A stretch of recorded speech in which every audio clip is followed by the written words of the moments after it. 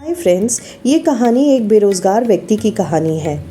वो अपने साथ हुई इस घटना का वर्णन कुछ इस प्रकार से करता है। मैं कई दिनों से बेरोज़गार था। एक एक रुपए की कीमत जैसे करोड़ों लग रही थी और मैं इस उठापटक में था कि कहीं नौकरी लग जाए। आज एक इंटरव्यू था, लेकिन दूसरे शहर जाने के लिए जेब में सिर्फ 10 रुपये थे। मुझे कम से कम 200 रुपये की ज़रूरत थी।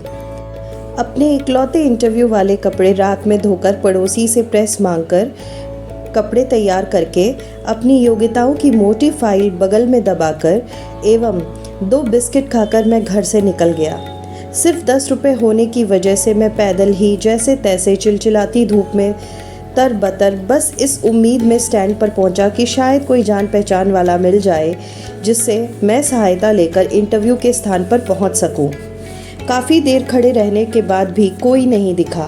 मन में घबराहट और मायूसी थी कि क्या करूँगा, अब मैं वहाँ कैसे पहुँचूँगा। थोड़ी देर और प्रतीक्षा करने के बाद मैं पास के मंदिर में जा पहुँचा। दर्शन कर सीढ़ियों पर बैठा ही था कि मैंने मेरे पास ही एक फ़कीर को बैठे देखा। उसके कटोरे में मेरी जेब और बैंक अकाउंट से भी ज़्यादा पैसे थे। वह फ़कीर मेरी नज़रें और हालत समझ के बोला, कुछ मदद चाहिए क्या? मैंने बनावटी मुस्कुराहट के साथ बोला, आप क्या मदद करोगे? वह मुस्कुराकर बोला, चाहे तो पूरे पैसे रख लो। मैं चौंक गया। उसे कैसे पता मेरी ज़रूरत का? मैंने कहा, क्यों? शायद आपको ज़रूरत है। वो गंभीरता से बोला, हाँ है, पर तुम्हारा क्या? तुम तो दिन भर मांग के कमाते हो। मैंने उसका पक्ष रखते हुए कहा। वो हंसता हुआ बोला, मैं नहीं मांगता साहब, लोग डाल जाते हैं मेरे कटोरे में पुण्य कमाने के लिए। मैं तो फ़कीर हूँ, मुझे इनका कोई मोह नहीं। मुझे सिर्फ भूख लगती है, वो भी एक टाइम, और कुछ दवाइयाँ बस। मैं तो खुद ही ये सारे पैसे मंदिर की पेटी में डाल देता हूँ। वो सहजता से ये बात कहते कहते हंसने लगा। मैंने हैरानी से पूछा, फिर यहाँ क्यों बैठते हो? उसने मन मन मुस्कुराते हुए जवाब दिया, ज़रूरतमंदों की मदद करने के लिए। मैं उसका मुंह देखता रह गया।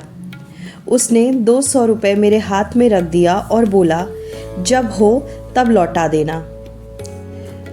उसका शुक्रिया जताता हुआ वहाँ से मैं अपने गंतव्य तक पहुँचा।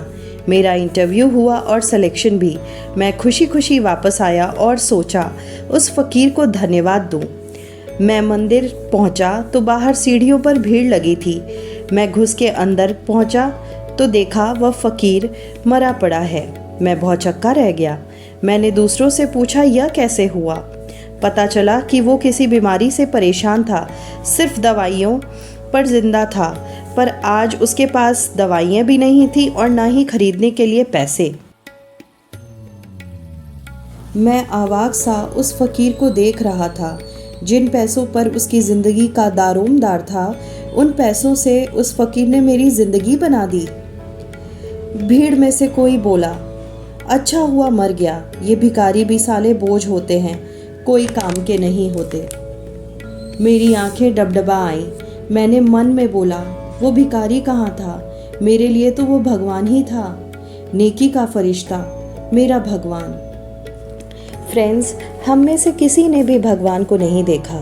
कोई नहीं जानता कि वो कहाँ है, बस इसी तरह मिल जाते हैं। वो कहते हैं ना कि सृष्टि के कण कण में ईश्वर विराजमान है, इसलिए सदैव दूसरों की मदद कीजिए। क्या मालूम हमारी इस मदद से किसी की ज़िंदगी बन जाए। फ्रेंड्स, आपको ये कहानी कैसी लगी मुझे कमेंट बॉक्स में ज़रूर बताइएगा।